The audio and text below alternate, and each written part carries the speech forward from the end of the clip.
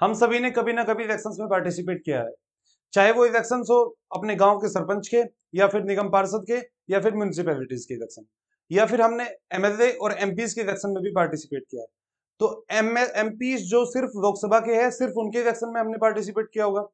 तो क्या हमने राज्यसभा के एमपी के इलेक्शन में कभी पार्टिसिपेट किया है? अगर नहीं किया या किया है तो वहां वे भी लोग भी एमपीज होते हैं, और वे एमपी होते तो फिर वो कैसे इलेक्ट होते हैं अगर हमने उनके इलेक्शन में पार्टिसिपेट नहीं किया।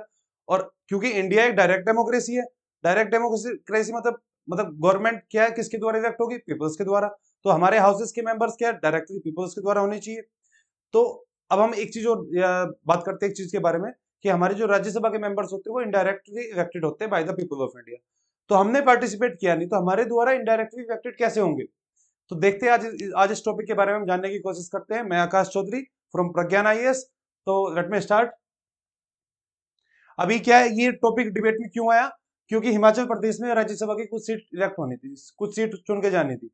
तो वहां के जो ये अभिषेक मनु सिंघवी है, ये अपोजिशन पार्टी के थे और ये हार गए। तो इन्होंने हारने के बाद कोई स्टेटमेंट दिया, और इनका स्टेटमेंट देना लाजमी था, क्योंकि एक पार्टी जिसके पास सिर्फ 25 सीट्स हैं in the state assembly of Himachal Pradesh, और एक पार्टी जिसके पास 43 सीट्स है, और 25 सीट्स वाली पार्टी जीत जाती है, तो कहीं ना कुछ तो गड़बड़ है। तो अभी देखते हैं हम कि राज्यसभा के जो मेंबर्स है वो कैसे इलेक्ट होते हैं और किसके द्वारा इलेक्ट होते हैं। इलेक्शन ऑफ राज्यसभा के बारे में बात करें तो राज्यसभा को हम क्या बोलते हैं? अपर हाउस बोलते हैं। एक अपर हाउस है तो कोई ना कोई तो लोअर हाउस भी होगा। तो लोकसभा को हम क्या बोल देंगे? Lower house. लोकसभा क्या होता है? लोअर हाउस होता है।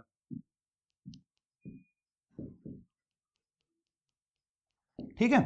अब सेकंड चीज, parliament, upper house of parliament. तो पार्लियामेंट के स्ट्रक्चर के अंदर कौन कौन आएगा? तो हम फर्स्ट ऑफ ऑल यहाँ पे देखेंगे कि पार्लियामेंट अगर हमारे पास है तो पार्लियामेंट के 3 पार्ट होते हैं। फर्स्ट क्या है? लोकसभा। सेकंड हो गया राज्यसभा, और थर्ड हो गया प्रेसिडेंट। तो प्रेसिडेंट क्यों इसका पार्ट होता है? और प्रेसिडेंट भी डायरेक्टली पीपल्स के द्वारा इलेक्टेड नहीं होता। तो प्रेसिडेंट पार्ट है, कोई भी बिल अगर या कोई एक्ट बनना है कोई बिल को, और लोकसभा राज्यसभा कहीं पे भी इनिशिएट हो सकता है। इनिशिएट होने के बाद उसको एसेंट चाहिए होगी किसकी? प्रेसिडेंट की। प्रेसिडेंट फाइनली एसेंट करता है, तब वो बिल एक्ट बन जाता है। ठीक है। तो president is also the part of the parliament. Second चीज, कि अगर हमारे पास कोई भी एक हाउस अभी है नहीं, मतलब कोई भी हाउस क्या है, एडजन हो रखा है, तो उस कंडीशन में क्या है, हम क्या करेंगे? प्रेसिडेंट क्या है? ऑर्डिनेंस लेके आता है। उस ऑर्डिनेंस की पावर एक्ट की तरह होगी कुछ टाइम पीरियड्स के लिए। तो president is also the integral part of parliament. अभी देखते हैं कि राज्यसभा क्या है? अपर हाउस है पार्लियामेंट का। और किसके कहां से हमने इसको लिया, कहां पे ये मॉडल्ड है? तो ये मॉडल्ड है हाउस ऑफ लॉर्ड्स, जो कहां पे प्रेजेंट है? यूके में, यूनाइटेड किंगडम। तो यूनाइटेड किंगडम में एक हाउस है, हाउस ऑफ लॉर्ड्स। उसी के जैसा स्ट्रक्चर हमने किसका लिया? राज्यसभा। ठीक है। अभी हम बात करते हैं कंपोजिशन ऑफ द हाउस। तो हाउस का क्या कैसा कंपोजिशन है? तो article 80 of the constitution of मतलब इंडिया का जो कॉन्स्टिट्यूशन है, उसका आर्टिकल 80 क्या बताता है कि राज्यसभा में अभी मतलब राज्यसभा की उसने स्ट्रेंथ फिक्स की है। तो वो स्ट्रेंथ कितनी है? 250। और 250 में 238 इनका इलेक्शन होगा, और 12 क्या होंगे? नॉमिनेटेड होंगे। और जो नॉमिनेटेड मेंबर्स होंगे उनको किस किस फील्ड से दिया जा सकता है? तो फर्स्ट क्या हो गया? Art, literature, social service and science. तो अभी आप सोच के बताओ कि जो नॉमिनेटेड मेंबर है, क्या आपको कोई याद है कि कोई नॉमिनेटेड मेंबर हमने सुना हो? तो सचिन तेंदुलकर आपने सुना है कि राज्यसभा के एमपी थे। अब वो एमपी थे, राज्यसभा से मेंबर थे वो, तो उनको किस फील्ड में दिया गया होगा? आर्ट में, या लिटरेचर में, या सोशल सर्विस, या साइंस में? तो डेफिनेटली आर्ट की फील्ड से गए होंगे वो। उनको नॉमिनेट किसने किया था? कांग्रेस गवर्नमेंट ने किया था 2014 के अराउंड। ठीक है। तो ये नॉमिनेटेड मेंबर्स कितने होते हैं? 12 इनकी स्ट्रेंथ फिक्स की गई। अभी राज्यसभा की स्ट्रेंथ फिक्स की गई है हमारे कॉन्स्टिट्यूशन के द्वारा 250। क्या इसको हम बढ़ा सकते हैं या घटा सकते हैं? तो ऑब्वियस सी बात है, इसको बढ़ाया भी जा सकता है, इसको घटाया भी जा सकता है, लेकिन उसके लिए हमें क्या करना पड़ेगा? Constitutional amendment. एट परसेंट अगर स्ट्रेंथ देखें हम, तो अभी स्ट्रेंथ कितनी है? 239 मेंबर है, और 239 मेंबर है, 6 वैकेंसीज है, तो स्ट्रेंथ होगी 245। ठीक है, 245। इसमें 12 नॉमिनेटेड होंगे, 225 प्लस 8, ये मेंबर यूनियन टेरिटरी से है। 225 क्या स्टेट से है, 8 यूनियन टेरिटरी, और 12 नॉमिनेटेड मेंबर है। तो at present strength of the Rajya Sabha is 245। अगर हमें 245 से ज्यादा स्ट्रेंथ रखनी है, बढ़ाना है, तो उसको बाय एन एग्जीक्यूटिव ऑर्डर बढ़ाया जा सकता है, लेकिन कॉन्स्टिट्यूशन ने 250 फिक्स की है। अगर हम 245 से 250 से ज्यादा बढ़ाएंगे इसको, तब क्या लगेगा, हमें कॉन्स्टिट्यूशनल अमेंडमेंट करना पड़ेगा। तो अभी कितना, और आज के टाइम में अगर हम 6 वैकेंसीज को हटा दे तो आज के टाइम में राज्यसभा की स्ट्रेंथ कितनी है, 239। ठीक है, तो आर्टिकल 18 ऑफ द कॉन्स्टिट्यूशन ने इसको प्रोविजन दिया है कि राज्यसभा में कितने मेंबर्स होंगे। तो करंटली कितने 245 मेंबर्स हैं, जिसमें से 233 इलेक्टेड है और 12 क्या है, नॉमिनेटेड है। और 233 में 225 प्लस 8 ये याद रखना है आपको। फिर हम बात करते हैं as per the constitutional limit, upper house की जो स्ट्रेंथ है वो कितनी फिक्स की गई है, 250 फिक्स की गई है। ठीक है, ये भी हमने यहीं पे देखा। और number of Rajya Sabha members a state can send depends on its population. इसका कहने का मतलब ये है कि भाई किसी भी स्टेट से राज्यसभा के जो एमपी आएंगे वो कितने आ सकते हैं, तो उनकी स्ट्रेंथ डिपेंड करेगी उस स्टेट की पॉपुलेशन के बेसिस पे। अब सीट फिक्स की गई थी, डिलिमिटेशन कमीशन ने कब फिक्स की थी, 1971 में, कि भाई इसकी इतनी पॉपुलेशन है, तो इस पॉपुलेशन के हिसाब से इस स्टेट को इतनी सीट्स दी गई है। हालांकि बाद में थोड़ा थोड़ा चेंज भी किया गया है। अब मैं आपको एक सिंपल सी चीज बताता हूं कि मान लो हमारे पास एक यूपी स्टेट है, यूपी की पॉपुलेशन कितनी है, मोर देन 21 करोड़। एक छोटा सा स्टेट है जैसे कि सिक्किम हो गया, या कोई और कंसिडर कर सकते हैं आप, कि इसकी पॉपुलेशन सबसे कम है। ठीक है, इन वैक्स है कुछ, तो जितनी सीट यूपी को दी गई है क्या उतनी ही सीट सिक्किम को भी दी जाएगी। और अगर सीट बराबर नहीं है तो कहीं ना कहीं स्टेट के अंदर डिस्पैरिटी होगी, एसिमेट्रिसिटी होगी। और अगर सीट बराबर दे दी गई तो फिर क्या दिक्कत होगी, सीट बराबर क्यों नहीं दी गई, क्योंकि इस स्टेट को रिप्रेजेंट करते हैं मोर देन 21 करोड़ पीपल्स, और इस स्टेट को रिप्रेजेंट करते हैं कुछ लैक्स में। तो अगर यहाँ पे भी सीट बराबर हो और यहाँ पे भी सीट बराबर हो, तो इसमें जो पर एक पर्सन के हिसाब से जो रिप्रेजेंटेशन होगा वो बहुत कम होगा, और इसमें पर पर्सन के हिसाब से जो रिप्रेजेंटेशन होगा वो बहुत ज्यादा हो जाएगा। तो कहीं ना कहीं हमारे जो जेंडर के बीच में, या हम बात कर सकते हैं कि रीजनल डिस्पैरिटी होगी, नहीं होगी। तो इसको अवॉइड करने के लिए क्या है, दोनों स्टेट में सीट्स जो डिवाइड की गई है वो पॉपुलेशन के हिसाब से की गई है, बेसिस पे की गई है, क्योंकि कोई भी पीपल कहीं से कहीं स्टेट में जा सकता है, रिसाइड कर सकता है। ये हमारा आर्टिकल कौन सा, आर्टिकल 19 कहता है कि कहीं भी हम फ्रीली मूवमेंट कर सकते हैं और कहीं पे जाके हम रिसाइड कर सकते हैं। अगर ये पीपल्स यहाँ के फिर यहाँ पे आना प्रेफर करेंगे, क्योंकि यहाँ पे पर पर्सन या पर पीपल जो रिप्रेजेंटेशन है बहुत ज्यादा हाई है, तो ये यहाँ पे प्रेफर करेंगे, फिर एक डिस्पैरिटी क्रिएट होगी। तो इसको अवॉइड करने के लिए जो पर पीपल रिप्रेजेंटेशन दिया गया है वो इक्वल दिया गया है, और इसी हिसाब से हर स्टेट्स में क्या है कि सीट डिवाइडेड है, किसके बेसिस पे, पॉपुलेशन के बेसिस पे। तो हम बात करते हैं जो नंबर ऑफ इलेक्टेड सीट है, they changes as states are merged, bifurcated और न्यू वंस आर क्रिएटेड। तो इसका कहने का मतलब ये है कि अगर एक स्टेट को दी गई है 10 सीट, दूसरे स्टेट को दी गई है 20 सीट, अब दोनों स्टेट को मैंने मर्ज कर दिया, तो क्या दोनों जो स्टेट्स की जो सीट होगी वो भी कंबाइंड हो जाएगी, चेंज कर जाएगी, ऐड हो जाएगी दोनों की। अगर एक स्टेट को ही मैंने बाइफरकेट कर दिया गया दो पार्ट्स में, तो फिर दोनों स्टेट्स के बीच में मेरे को सीट डिवाइड करनी है। तो ये सिंपल सी यही बात कह रहा है कि जैसे जैसे नए स्टेट्स क्रिएट होते हैं, बनते हैं, या मर्ज या बाइफरकेट जो भी होंगे, उसके हिसाब से जो इलेक्टेड सीट्स हैं वो भी चेंज करेंगे। Next, nominated members of the Rajya Sabha, they are nominated by the president of India. जो भी नॉमिनेटेड मेंबर्स की हमने बात की थी यहाँ पे, art, literature, social service and science, तो ये कौन नॉमिनेट करेगा, प्रेसिडेंट ऑफ इंडिया नॉमिनेट करेगा। और प्रेसिडेंट ऑफ इंडिया को कौन रिकमेंड करेगा, काउंसिल ऑफ मिनिस्टर रिकमेंड करेगी। ये 4 फील्ड है, ये इंपॉर्टेंट है, ये आपको याद रखना है चारों फील्ड, क्योंकि यूपीएससी प्री में डायरेक्टली पूछा जा सकता है आपसे। और इवन एक चीज ये याद रखना है कि ये 250 से ज्यादा एक्सीड नहीं करेगा, अगर एक्सीड करेगा तो एक कॉन्स्टिट्यूशनल अमेंडमेंट करनी पड़ेगी। अभी 245 है, तो 245 से हम 250 तक जा सकते हैं। नेक्स्ट हम बात करते हैं, the vice president is the ex officio chairperson of the Rajya Sabha. तो इसका कहने का मतलब है कि जो भी वाइस प्रेसिडेंट का ऑफिस है, वो उस ऑफिस के होने के बाद डायरेक्टली क्या होगा, राज्यसभा का चेयरपर्सन भी कराया जाएगा। तो एक्स ऑफिसियो का मतलब क्या होता है कि मान लो मैं ये पोजीशन होल्ड करता हूं, तो इस पोजीशन को होल्ड करने के कारण मैं ये पोजीशन भी होल्ड करता हूं। जैसे वो वाइस प्रेसिडेंट है, वाइस प्रेसिडेंट होने के नाते वो कौन से ऑफिस को भी होल्ड करेगा, चेयरपर्सन ऑफ द राज्यसभा। ठीक है, जो भी वाइस प्रेसिडेंट होगा वो क्या है, चेयरपर्सन होगा किसका, राज्यसभा। तो वो एक्स ऑफिसियो चेयरपर्सन होता है।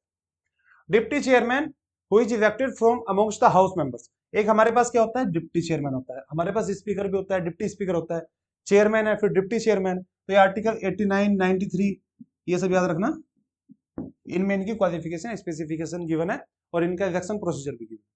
तो डिप्टी चेयरमैन को कौन इलेक्ट करता है, हाउस के मेंबर्स अमंग देमसेल्फ, जो हाउस के मेंबर है वही डिप्टी चेयरमैन को इलेक्ट करेंगे। जो डे टू डे मैटर्स है हाउस के, अगर चेयरमैन एब्सेंस है तो कौन देखेगा, डिप्टी चेयरमैन देखेगा। टेन्योर क्या है सभी मेंबर्स का, कि कितने साल के लिए कोई भी मेंबर रह सकता है। तो वैसे तो राज्यसभा का कोई टेन्योर नहीं है, कोई उसकी लेंथ नहीं होगी। राज्यसभा क्या है हमारा, कभी डिसॉल्व नहीं होता है, राज्यसभा जो हमारा अपर हाउस है वो कभी डिसॉल्व नहीं होता है। तो राज्यसभा के एमपीज की मतलब एमपीज की टर्म्स गिवन है, तो एमपीज का जो टेन्योर है वो कितना है, 6 ईयर है।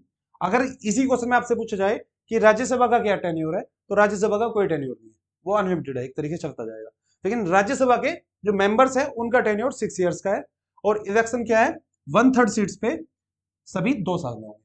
तो 2 साल में मतलब अगर ये देखो कि 6 ईयर्स का टेन्योर हो गया, तो अभी मेंबर्स को 3 हिस्सों में डिवाइड किया मैंने, 3-3 इस तरीके से, 1/3 मेंबर ये हो गए, 1/3 ये हो गए, 1/3 मेंबर्स ये हो गए। तो सभी 2 साल के बाद ये फर्स्ट वाले रिजाइन करेंगे, रिजाइन इन द सेंस कि इनकी मेंबरशिप खत्म हो जाएगी। फिर यहाँ पे फ्रेश इलेक्शन होंगे, कितने मेंबर्स के लिए, 1/3 के लिए। फिर अगले 2 साल बाद ये मेंबर्स हट जाएंगे, इनकी जगह फिर से फ्रेश इलेक्शन होके आएंगे, फिर ये हट जाएंगे, इनकी जगह फिर से फ्रेश इलेक्शन होके आएंगे। अब एक बात बताओ, ये जो लिखा हुआ है कि राज्यसभा के मेंबर्स की जो एमपी है उनके टेन्योर 6 ईयर है, क्या ये कॉन्स्टिट्यूशन में मेंशन है? ये क्वेश्चन बनता है कि यह क्या ये कॉन्स्टिट्यूशन में मेंशन है? तो ये कॉन्स्टिट्यूशन में मेंशन नहीं है, ये हमारा आरपीए एक्ट में गिवन, ठीक है। कॉन्स्टिट्यूशन ने कोई भी टेन्योर नहीं बताया राज्यसभा के एमपी। सेकंड चीज कि हमारी जो फर्स्ट बार जितने मेंबर्स सिलेक्ट होकर आएंगे राज्यसभा, जो फर्स्ट राज्यसभा होगी, उसमें तो हमने क्या सिर्फ 1/3 मेंबर्स आए थे वहां पे, या पूरे के पूरे मेंबर्स आए थे? तो वहां पे पूरे के पूरे मेंबर्स, जितने भी मेंबर्स थे 245 या 250, वो सारे मेंबर्स आए फर्स्ट टाइम। अब सारे मेंबर्स आए तो ये तो फिर सभी की जो टेन्योर होना चाहिए 6 ईयर का है, तो फिर उनको हटा देना चाहिए कितने टाइम बाद, 6 ईयर बाद। फिर से कितने मेंबर्स का इलेक्शन होगा, सारे के सारे मेंबर्स का इलेक्शन होगा। तो ये 1/3 कहां से चला रहा है कि 1/3 को हटाया जाएगा, 1/3 को लेके आ जाएगा, नए इलेक्शन करा के। तो जो फर्स्ट टाइम हुआ था, तो वहां पे क्या है, लॉटरी सिस्टम की तरह है, एक लॉटरी निकली थी, मतलब लॉटरी टिकट्स वगैरह दिए गए थे, तो उसमें से 1/3 मेंबर्स को वहां पे हटाया गया था, और फिर इलेक्शन करा के 1/3 मेंबर्स को लेके आया गया था। फिर ऐसे ही 1/3 को हटाया गया था, 2 साल बाद 1/3 को लेके आया गया था। अब क्या है कि इनका तो टेन्योर 6 ईयर हो गया, तो ये तो हटेंगे ही, फिर इनकी जगह फिर एक तरीके से एक साइकिल क्रिएट होगी, ये आज तक कंटिन्यू। नेक्स्ट हम बात करते हैं कि अकॉर्डिंग टू सेक्शन 154, ये सेक्शन क्यों याद रखना है हमें, क्योंकि मेंस में अगर हम ये लिखेंगे तो वैल्यू एडिशन की तरह काम करेगा। प्री में इसकी रिलेवेंस बहुत कम होगी, लेकिन फिर भी आप एक बार याद कर सकते हैं, इनकेस आप कर सकते हो, नहीं कर सकते हो तो इसकी इतनी ज्यादा इंपॉर्टेंस भी नहीं है। अभी क्या कहते, अभी हम बात करेंगे कि जो सेक्शन 154 है आरपी एक्ट 1951, अभी मैंने आरपी एक्ट बताया था ना, तो वो क्या कह रहा है कि अगर मान लो कोई भी मेंबर या किसी की डेथ हो जाती है, रिजाइन कर देता है, तो उसके 6 साल अभी पूरे नहीं हुए, तो रिजाइन करने की वजह से उसकी जगह कोई नया मेंबर आएगा। तो जो भी नया मेंबर आएगा वो कितने टाइम के लिए सर्व करेगा, तो वो जो बचा हुआ टाइम है उसका, मान लो उसकी 6 ईयर का उसका टर्म था, और 3 साल बाद उसकी डेथ होगी या फिर उसने रिजाइन कर दिया, तो उसकी सीट पे वैकेंसी क्रिएट हो गई।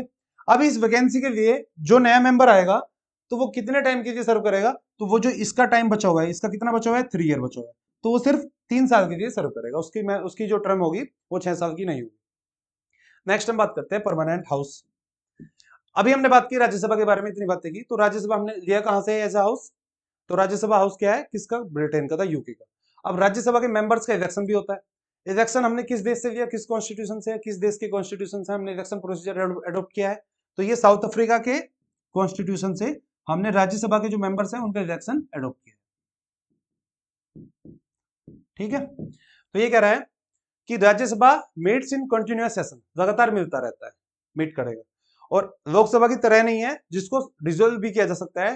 लोकसभा डिसॉल्व हो सकता है, राज्यसभा डिसॉल्व नहीं हो सकता है, ये परमानेंट हाउस है और ये अपर हाउस है। However, the Rajya Sabha is like the Lok Sabha can be prorogued by the president. अभी यहाँ पे एक वर्ड यूज किया है, प्रोरोग, समन, एडजन, एडजन साइन टाइम, ये 4 चीजें होती है। तो एडजन का मतलब होता है कि कुछ टाइम के लिए टाइम बता के उस हाउस को भी बंद कर दिया, रोक दिया गया उसकी प्रोसीडिंग। एडजन साइन टाइम जिसमें टाइम नहीं बताया जाता, कुछ टाइम के लिए रोक दिया। प्रोरोग होता है कि अनलिमिटेड टाइम के लिए हाउस को बंद कर दिया गया है। और समन क्या होता है कि वापस हाउस को फिर से बुलाना। तो ये प्रोरोग किया जा सकता है किसके द्वारा? प्रेसिडेंट के द्वारा, राज्यसभा को। ऐसे ही लोकसभा को भी प्रोरोग किया जा सकता है, लेकिन राज्यसभा में याद रखना है ये डिसॉल्व नहीं होता है।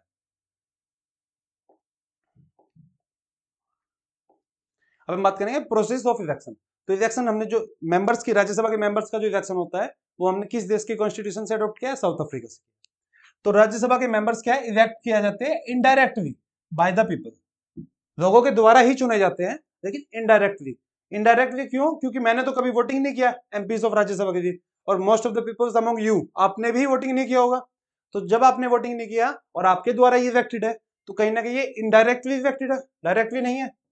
ठीक है, ये चीज याद रखनी है। तो हमारे पास क्या, सभी स्टेट में स्टेट असेंबली होती है, इवन यूनियन टेरिटरीज में भी असेंबली होती है। तो अब जो स्टेट की जो असेंबली है उसमें क्या एमएलए होते हैं, और एमएलए को कौन चुन के भेजता है? हम और आप चुन के भेजते हैं, हम और आपने चुन के भेजा ना।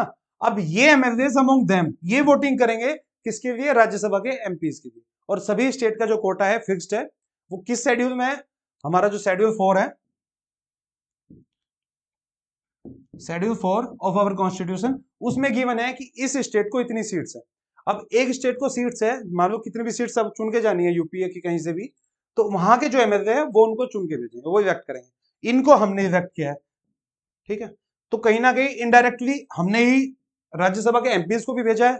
तो कैसे भेजा है? इलेक्ट किया जाएगा इनडायरेक्टली। ये छोटी छोटी चीज याद रखनी होती है, क्योंकि प्रीलिम्स में डायरेक्टली क्या स्टेटमेंट दिया जा सकता है कि elected directly by the people, ठीक है। और अभी क्या आंसर क्या है इसका? Elected indirectly by the people, that is by the MLA. MLA चुन के भेजता है, लेकिन एमएलए को तो हम ही चुनते हैं ना, ठीक है। मेंबर्स जो है एज ए स्टेट असेंबली के, वो वोट करते हैं राज्यसभा के इलेक्शन में। और ये वोटिंग का, ये चीज याद रखनी है कि ये वोटिंग होती है प्रोपोर्शनल रिप्रेजेंटेशन और सिंगल ट्रांसफरेबल वोट सिस्टम। अब इसमें वो पूछ सकता है कि सिंगल नॉन ट्रांसफरेबल या सिंगल ट्रांसफरेबल।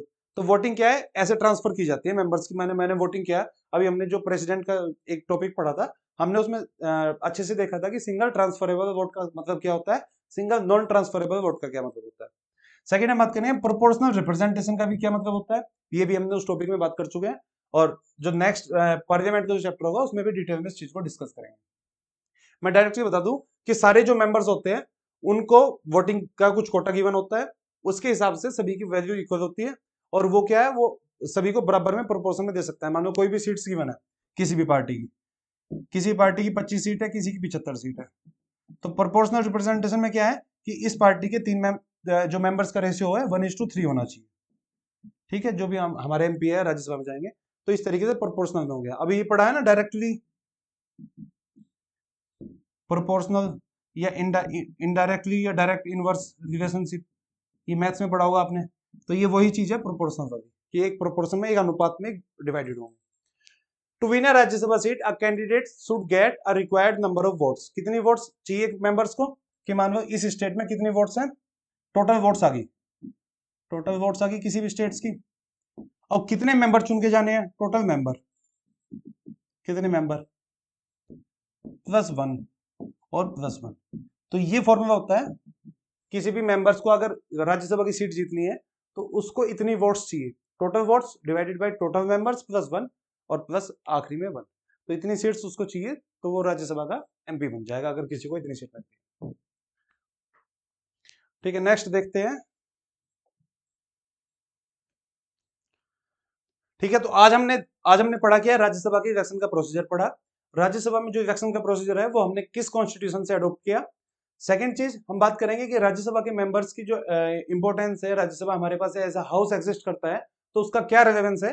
जो नेक्स्ट टॉपिक होगा हमारा, जिसे हम पार्लियामेंट को डिटेल में पढ़ेंगे, तो वहां पे लोकसभा और राज्यसभा के मेंबर्स वगैरह और उनकी जो स्पेसिफिकेशन है, क्वालिफिकेशन है, हम बात करेंगे दोनों हाउस की इंपॉर्टेंस और दोनों हाउस के बीच में क्या डिफरेंस है। ठीक है, अभी के लिए थैंक यू वेरी मच। अगर आपको किसी भी प्रकार की कोई भी क्वेरी हो तो इस कॉन्टेक्ट नंबर पे, किसी भी प्रकार की क्वेरी हो तो आप इस कॉन्टेक्ट पे हमें मैसेज कर सकते हैं वाया व्हाट्सएप, और आप डायरेक्टली कॉल कर सकते हैं। हमारा 1-to-1 मेंटरशिप प्रोग्राम चल रहा है, जिसमें हम 1-to-1 गाइडेंस प्रोवाइड करेंगे डायरेक्टली, 1-to-1 मेंटरशिप। इसके अलावा ये हमारी क्या मेल आईडी है, यहाँ पे भी आप अपनी क्वेरी भेज सकते हैं हमें, और ये हमारी वेबसाइट है, इसको विजिट कर सकते हैं आप। तब तक के लिए थैंक यू वेरी मच।